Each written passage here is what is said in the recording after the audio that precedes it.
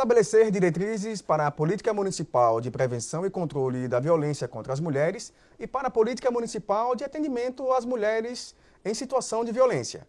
Eram esses os objetivos do projeto de lei do vereador Irã Barbosa, que agora já é uma realidade aqui em Aracaju. E é justamente isso que iremos debater na edição de hoje. Não sai daí, porque o Pra Discutir já está no ar.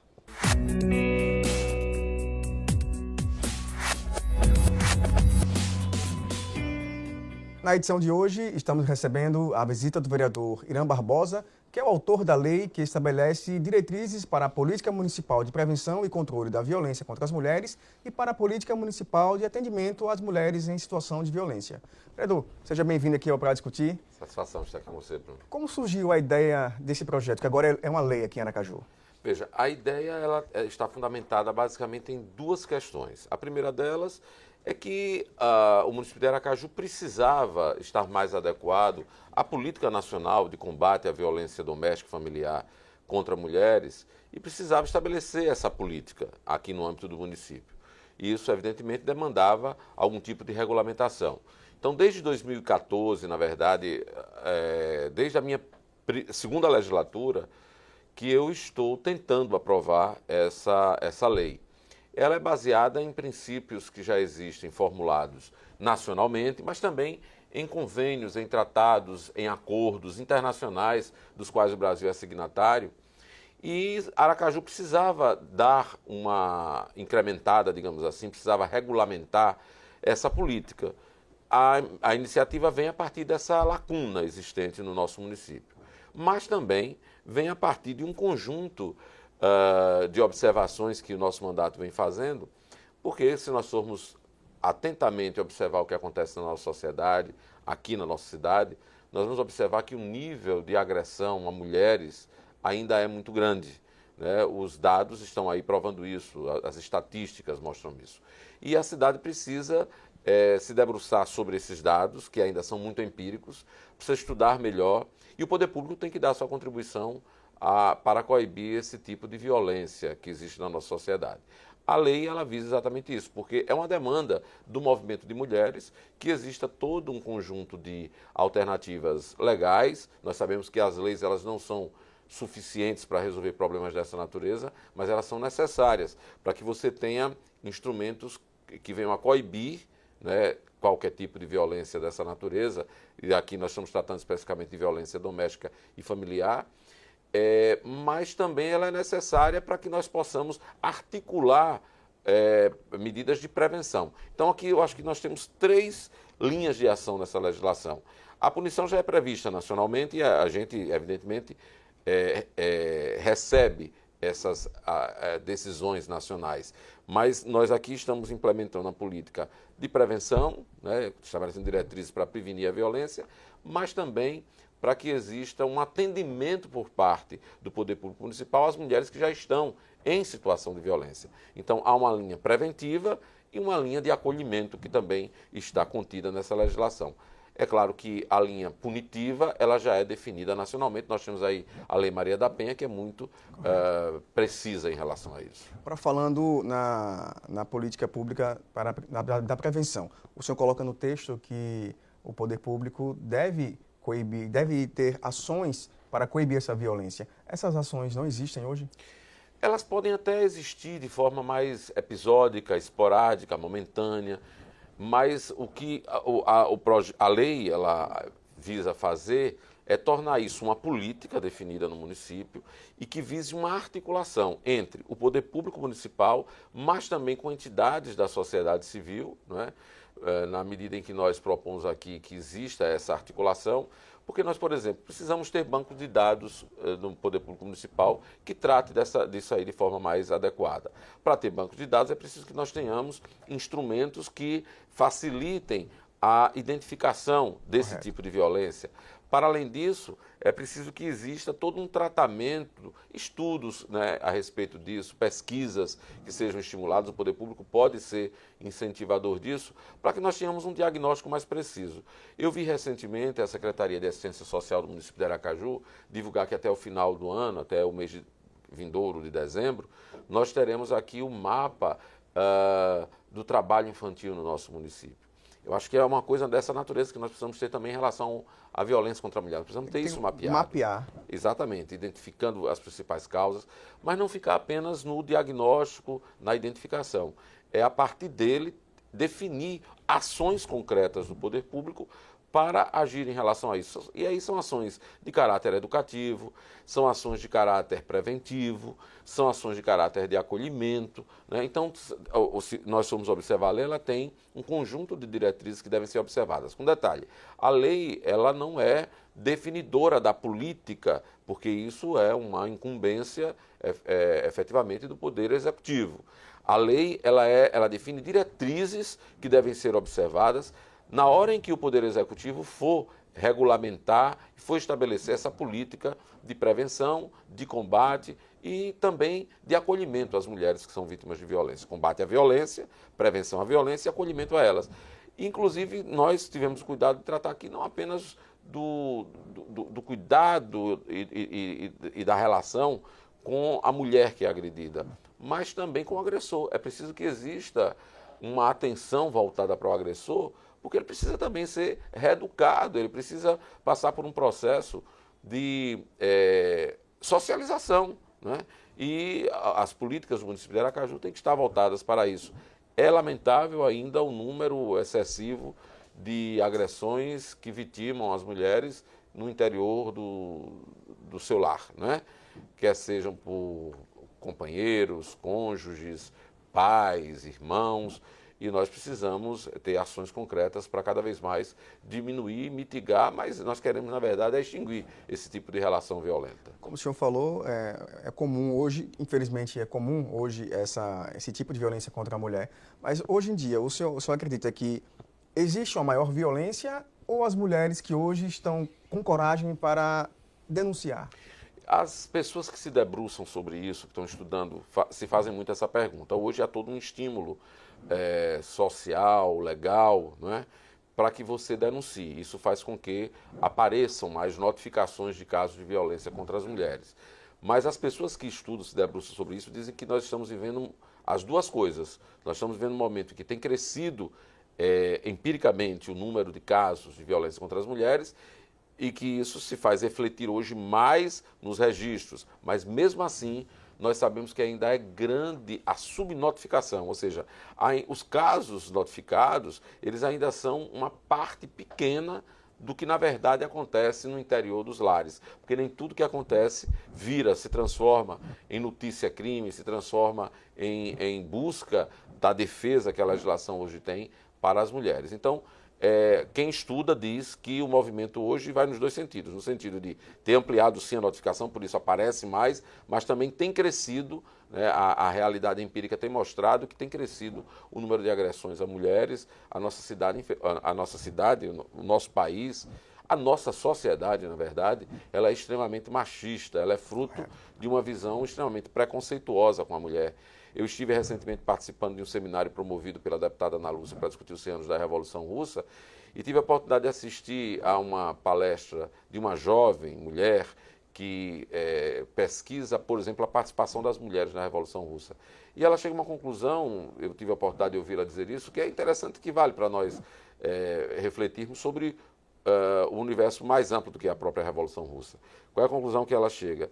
É que a participação das mulheres na Revolução foi intensa, as mulheres deram uma grande contribuição, mas o usufruto dos resultados da Revolução não vieram na mesma proporção da contribuição que as mulheres deram. Ou seja, nós temos uma sociedade ainda, mesmo em situações de revolução, como foi o caso da Revolução Russa, em que continuam reservando para as mulheres sempre um lugar de subalternidade, um lugar de inferioridade, um lugar de tratamento desigual. E isso termina gerando também um processo de violência que aqui na sociedade brasileira ele é muito forte. Aqui o machismo, eu sou de uma geração que ainda assistiu o debate sobre a possibilidade do marido poder matar a mulher para lavar a própria honra, né? Quer dizer, isso é cultural no nosso país, isso é muito grave e nós não conseguimos ainda de todo nos desvencilharmos disso. Há uma cultura ainda muito violenta na sociedade como um todo, porque veja, eu quero dizer também que eu entendo que a violência que ocorre contra as mulheres é uma violência, é uma parte da violência macro que tem na nossa sociedade. A nossa sociedade é uma sociedade extremamente violenta, é uma sociedade que estimula muito a agressão, é uma sociedade que estimula muito a falta de tranquilidade no trato das coisas, tanto na vida pública como na vida privada. E isso se reflete no cotidiano e termina refletindo sempre nas partes das relações que historicamente foram subjugadas. E historicamente as mulheres terminaram sendo muito exploradas nas relações familiares e domésticas. Por isso a violência ainda é muito forte. Então, os pesquisadores dizem que os dois movimentos acontecem, né? Tanto as notificações cresceram, mas elas ainda são muito inferiores à realidade, mas também eles identificam que tem havido um crescimento da violência, das agressões contra as mulheres dentro e fora do lar. Nós podemos pegar os dados dos últimos dias, inclusive aqui no nosso estado, dão conta de atos bárbaros contra as mulheres, né? Os maridos muitas vezes se sentem no direito de espancá-las até matá-las. Isso é como se a mulher fosse uma propriedade do marido. Essa é a grande questão. É a visão patrimonialista mesmo, né, que ainda predomina nas relações domésticas, e as mulheres ainda são, infelizmente, em muitos lugares vistas como propriedade mesmo dos seus maridos. E como eu disse a você, eu sou de uma geração que ainda assistiu coisas absurdas. Sou de uma geração que ainda teve que assistir os maridos terem que autorizar formalmente as mulheres a trabalharem. Era preciso que tivesse uma autorização do marido, por escrito, declarando que estava autorizado o trabalho da mulher, a mulher podia trabalhar. Quer dizer, são coisas que a gente hoje não tolera, mas que não tolera do ponto de vista formal, mas que do ponto de vista real ainda é muito presente na vida de muitas casas, né? E das relações cotidianas mesmo. Nas brincadeiras, inclusive a lei que nós estamos tratando, que é a Lei 4.908, ela já também trata de abordar, de cuidar de determinadas expressões, de determinadas manifestações públicas que tendem a tornar a mulher esse objeto de violência que ela tenta coibir aqui. Então, nós temos que ter uma preocupação muito grande com as escolas, né, como é que essas coisas são tratadas no interior das escolas, com as propagandas, com os veículos de comunicação, que muitas vezes de forma subliminar, sutil, aparentemente não são instrumentos de estímulo à violência contra a mulher, mas na medida em que transforma a mulher em objeto sexual, em objeto da virulência masculina, terminam também estimulando muito essa prática de coisificação da mulher. Isso é muito ruim. O senhor falou em pesquisas pelo poder público, o senhor teve o cuidado de colocar no texto da lei, orientando o poder público a justamente promover essas pesquisas para identificar a violência. O senhor acha que dessa forma pode ajudar a coibir essa prática? Eu acho. Eu acredito que as ações do poder público, elas não podem ser baseadas nos achismos, né? Elas têm que ser baseadas em dados concretos e para isso nós temos formas de identificar. Nós podemos fazer pesquisas, nós temos entidades que se especializam em identificar a realidade, não apenas identificar o número da violência, mas as causas. Porque, por exemplo, nós podemos ver que há uma associação muito grande da violência com dificuldade financeira, há pesquisas que mostram isso, há uma associação da violência com falta de oportunidade de acesso à educação e à cultura, ou seja, nos lugares onde as políticas públicas essenciais, emprego, renda, educação, cultura, lazer, esporte, onde essas políticas públicas não chegam, a tendência é que a violência tomar conta daqueles lugares. E a violência sob todas as suas facetas, né? Inclusive a violência doméstica e familiar.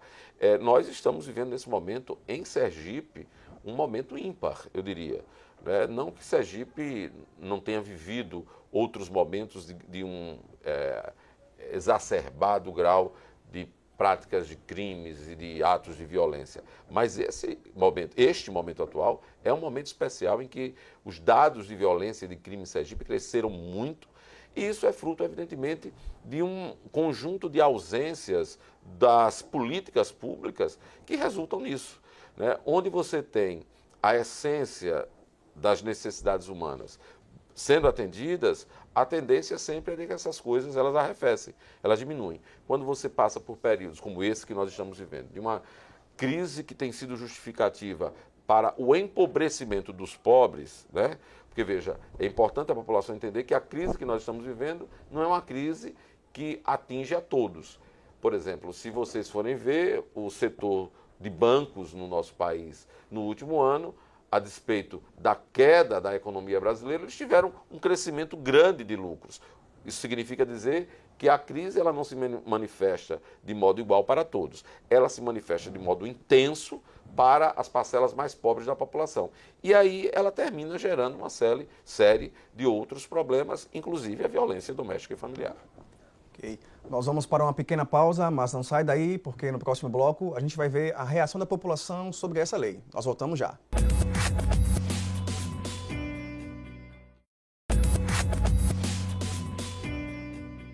Voltamos para discutir, que recebe hoje a visita do vereador Irã Barbosa, que é o autor da lei que estabelece diretrizes para a política municipal de prevenção e controle da violência contra as mulheres e para a política municipal de atendimento às mulheres em situação de violência.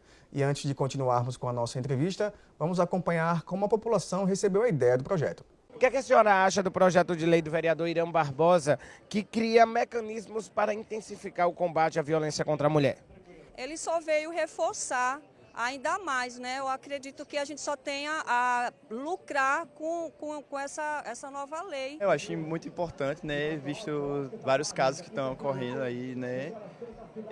Então é muito importante, né? A mulher está passando por um momento de muita violência. A gente está vendo todo dia nos jornais, né, na TV, e o que tem que ter mesmo é segurança e uma lei mais, verdadeiramente, uma lei mais rígida. É com essas leis que aí os que faz, que vai ser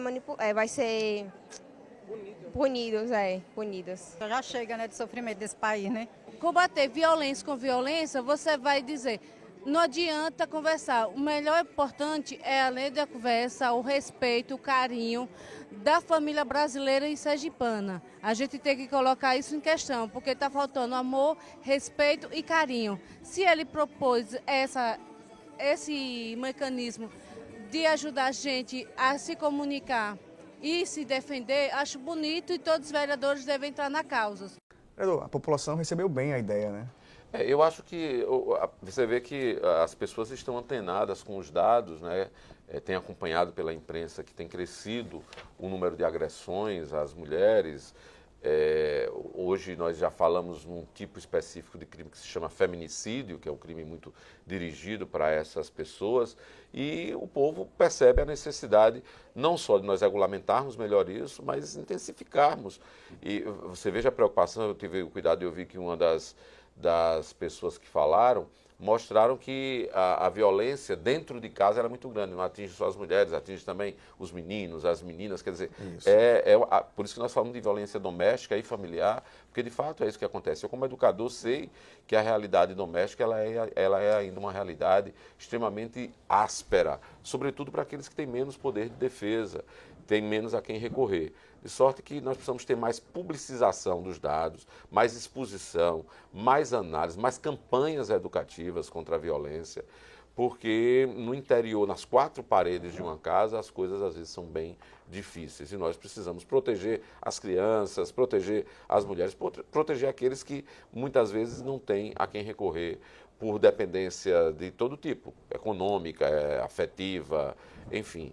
E o objetivo da lei é exatamente municiar o município de diretrizes para que o Executivo formule uma boa política nessa área. Eu já tive a oportunidade de ter uma discussão inicial com o setor da Secretaria de Assistência Social que cuida da política de mulheres. Tem um grupo de mulheres muito bem articuladas lá. Eu quero crer que nós poderemos ter um bom desdobramento a partir da aprovação dessa lei, evidentemente com o planejamento específico e as ações que o Poder Executivo deve estar planejando para executar durante a sua administração.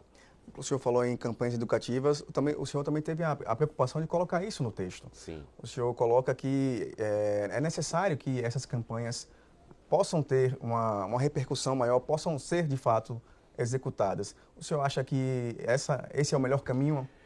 Porque nós temos que apostar muito na prevenção. Acho que nós costumamos muito no Brasil ter... Você veja, quando nós falamos em lei, as pessoas veem logo à mente o caráter punitivo que a legislação tem. Mas nós temos que apostar no caráter preventivo. Evidentemente que precisa ter os instrumentos de punição para aqueles que se insurgem e que não respeitam os direitos dos outros, mas é preciso também ter o caráter preventivo. E o caráter preventivo passa muito pela formação, passa por campanhas educativas. Eu, já que estou falando de gerações, também quero lembrar que eu sou de uma geração em que viveu muito com a propaganda do cigarro, né? E as gerações que me antecederam, e até a minha geração, era muito comum, as pessoas se autoafirmavam fumando cigarro. Contudo, da minha adolescência em diante, começou uma campanha muito intensa nos meios de comunicação de massa, evidentemente campanhas promovidas pelos governos que sucederam, porque não há interesse das empresas em fazer isso, notadamente daquelas que vendem o cigarro, mas o governo assumiu para si, o Ministério da Saúde, campanhas intensas e impactantes sobre quais são os efeitos reais do consumo do cigarro, e isso, na minha avaliação, surtiu um efeito muito positivo, tanto assim que a geração atual, pelo menos a imediatamente anterior a essa que está aí agora, foi uma geração que foi abandonando o cigarro. Eu tenho uma grande quantidade de amigos que foram fumantes a vida inteira e que, em função de toda uma campanha de uma reeducação social, abandonaram esse hábito. Quer dizer, dá para apostar, sim, em campanhas educativas. Eu acho que a população brasileira tem direito de ter acesso a informações e nós precisamos usar mais o poder dos meios de comunicação para esse tipo de coisa.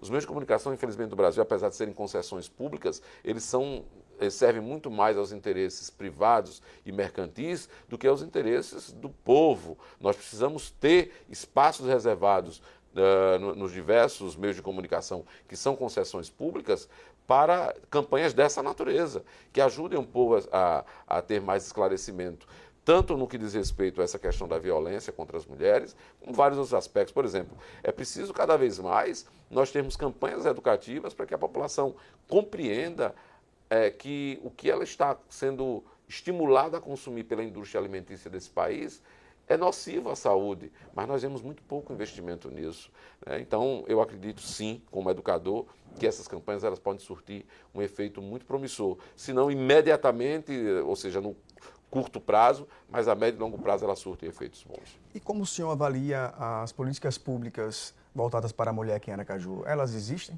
Eu acho que elas são insuficientes, elas são muito incipientes, né? É necessário que nós aprofundemos isso.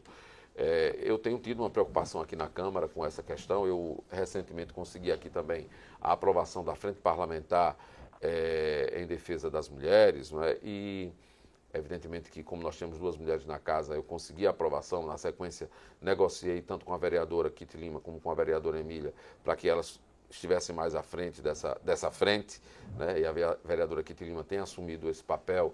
Evidentemente que eu acompanho, porque é um tema que me interessa bastante. Mas eu acho que nós temos que nos cercar de mais políticas públicas que ajudem a coibir a violência contra as mulheres. E quanto mais a gente estuda, quanto mais a gente analisa, quanto mais a gente pesquisa, quanto mais a gente ouve as mulheres, mais nós nos convencemos da necessidade de ampliar essas políticas. Eu tive muita dificuldade em aprovar essa lei na legislatura passada. Felizmente, nessa nova legislatura, a compreensão foi um pouco melhor e nós conseguimos, no primeiro ano da legislatura, a aprovação do projeto que hoje já foi transformado em lei.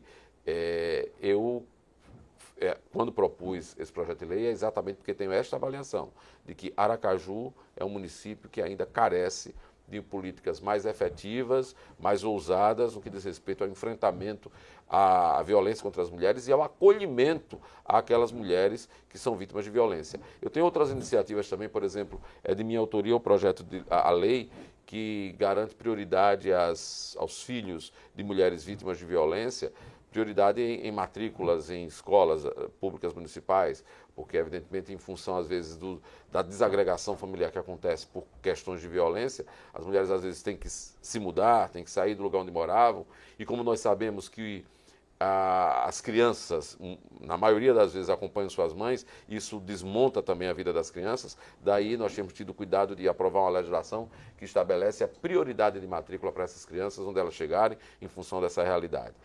Porque já é uma realidade dura, uma realidade em que as mulheres submetem a uma humilhação muito grande. Essa é uma das razões, inclusive, de não haver a notificação integral daquilo que acontece, porque muitas vezes é humilhante para as mulheres chegarem nos espaços, e o projeto também faz isso, essa coisa do acolhimento. Aliás, a lei também trata disso, de acolher, de ter espaços adequados para essa notificação, porque é preciso entender que a situação de denúncia em si só já é uma violência, porque a mulher expõe uma coisa que, a rigor, ninguém quer expor, porque é uma agressão muito forte, né? E aqui eu vi também que na intervenção das pessoas, as pessoas tiveram cuidado de lembrar que quando nós falamos de agressão contra as mulheres, nós não estamos falando apenas de agressão física, nós estamos falando de um conjunto de agressões que hoje é um conjunto tipificado na legislação nacional. Isso envolve agressão emocional, quando você agride a mulher emocionalmente, quando você xinga a mulher, envolve a agressão psicológica, envolve a agressão patrimonial, né? Então, todo tipo de violência, a violência ela se caracteriza pelas suas mais variadas facetas. E a lei, quando trata da violência, não trata da violência apenas sob o seu ponto de vista físico, né? Trata também do ponto de vista moral, psicológico, financeiro, né? Então, todas as suas facetas, que também é a abordagem que é feita pela Lei Maria da Penha. O senhor falou que tentou a aprovação desse projeto na legislatura passada e não conseguiu. Como é que foi a discussão nessa legislatura? Foi mais fácil, foi uma discussão mais tranquila, né? Não houve, da parte dos atuais colegas, nenhum tipo de crítica ou dificuldade na aprovação. Acho que a compreensão da importância dessa lei foi mais bem assimilada. Eu tenho uma avaliação, posso estar equivocado, mas eu tenho uma avaliação que essa legislatura tem uma qualidade de compreensão das questões essenciais um pouco mais aguçada do que a anterior. Na legislatura anterior, em razão de algumas figuras que permeavam o parlamento municipal, nós tínhamos muita dificuldade de discutir em profundidade questões dessa natureza, porque era sempre tratado de forma muito desrespeitosa, na base da chacota, e isso terminava contaminando outros colegas, porque ainda tem dentro de muita gente aquele velho machista que acha que não tem que ter essa especificidade. Quando você trata de uma questão como essa, acha que, bom, se vai ter uma lei desse tipo para as mulheres, tem que ter também uma lei desse tipo para os homens, como se a sociedade já não fosse suficientemente enaltecedora do homem e opressora das mulheres, para que nós agora tivéssemos uma legislação que também regulamentasse e oficializasse isso. Nós não precisamos disso, nós precisamos levar a sério, é uma questão muito delicada, é a realidade que nós enfrentamos. Por isso, eu quero aqui aproveitar a oportunidade, inclusive, para agradecer aos colegas vereadores que aprovaram a iniciativa e também agradecer a sanção do prefeito Edivaldo Nogueira a esse projeto de lei. Nós vamos para mais uma pequena pausa, mas não sai daí, a gente volta já já.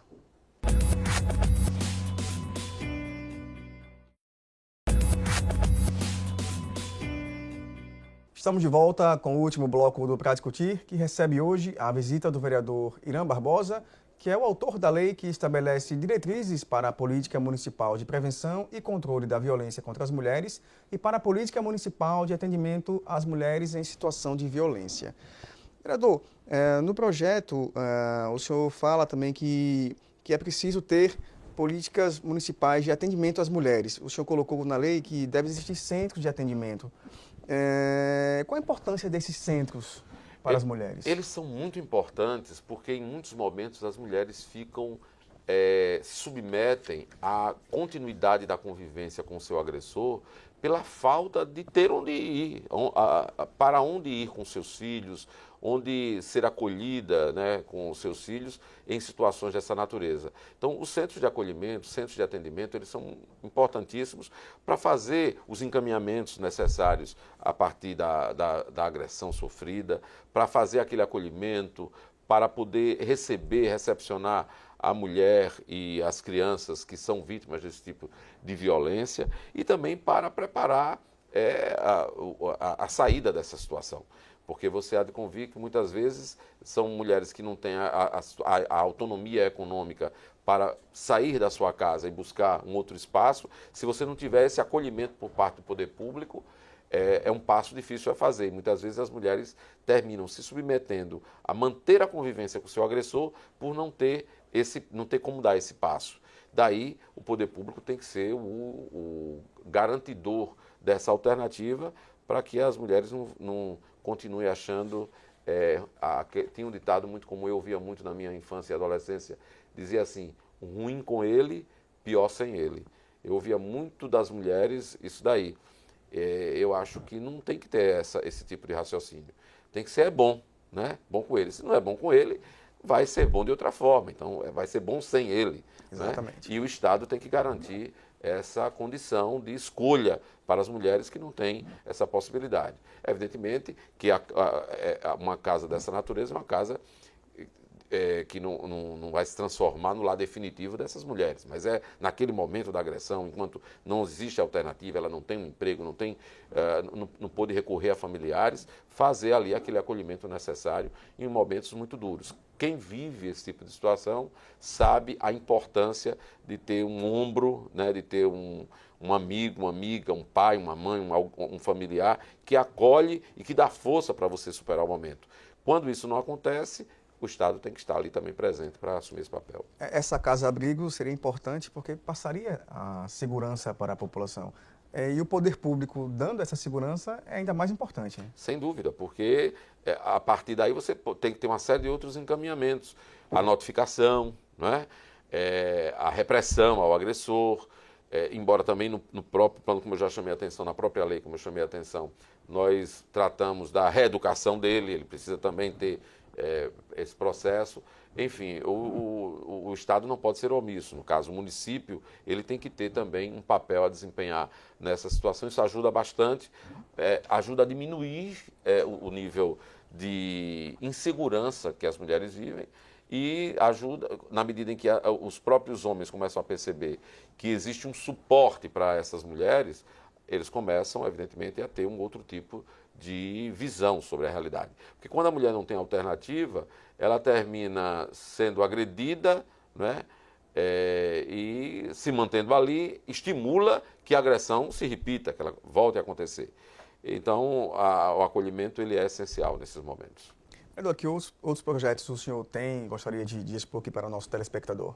Olha, eu queria, como eu disse, em relação à questão das mulheres, eu tenho algumas iniciativas que são muito importantes e estão em andamento, algumas já aprovadas, mas eu queria também destacar agora, recentemente nós tivemos a aprovação de uma outra, em terceira, já em redação final, melhor dizendo, de uma outra iniciativa que tive aqui na Câmara Municipal, que vem a garantir as férias para os profissionais da área do direito.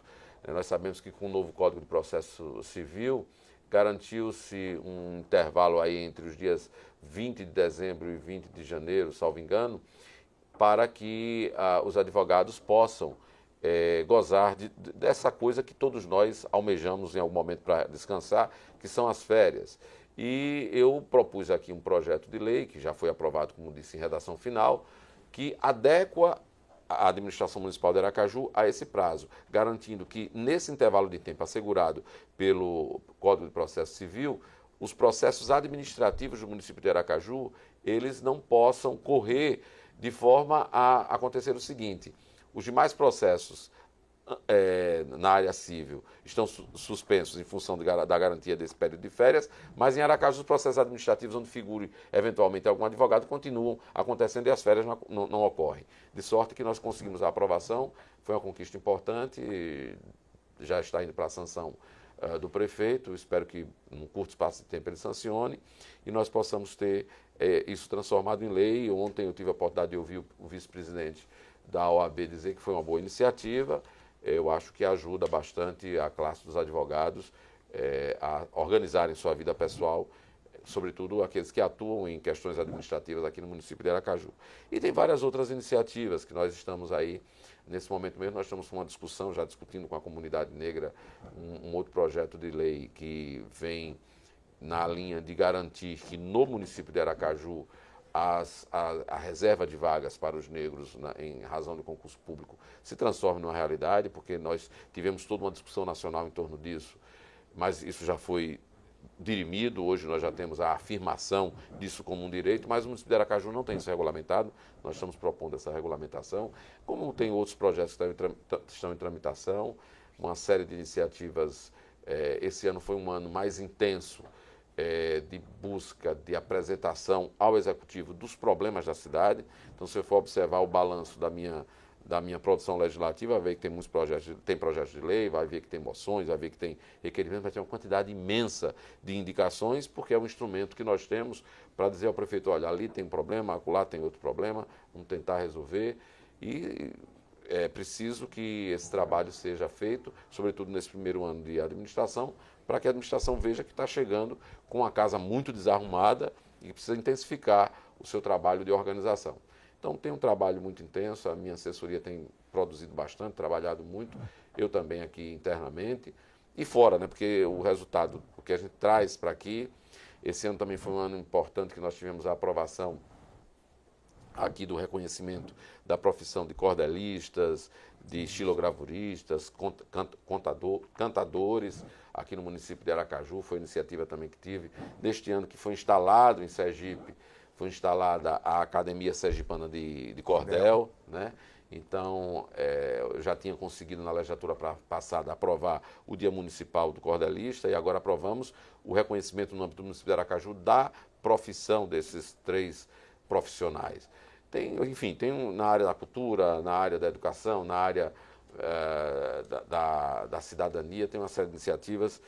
Eu tenho muito orgulho do trabalho que tenho feito, porque ele é fundamentado nos anseios e nas provocações que os diversos segmentos da sociedade colocam, e a gente aqui é apenas porta-voz. Na verdade, tem um conjunto de leis que eu sou autor, porque sou eu que tenho que assinar para tramitar na casa, mas a autoria real é dos movimentos que apoiam o mandato, que acompanham o mandato, das pessoas que aparecem com sugestões. Isso me deixa muito feliz. Um mandato popular. É um mandato que procura ser democrático e procura ser popular. A gente diz que procura porque é uma tarefa árdua garantir o exercício de um mandato com esse perfil, mas é o perfil que nós buscamos, um perfil de um mandato democrático e popular. Vereador, muito obrigado pela sua presença e parabéns pelo mandato atuante. Obrigado, Bruno. Satisfação de estar aqui com você. O Pra Discutir de hoje fica por aqui. Lembrando que você pode assistir ao canal Legislativo através do aplicativo disponível para Android e iOS. O aplicativo é o TV Câmara Aracaju. Além disso, você também pode entrar em contato com a gente através do e-mail tvcamara@cmaju.se.gov.br. Obrigado por sua audiência e até o nosso próximo encontro. Até lá!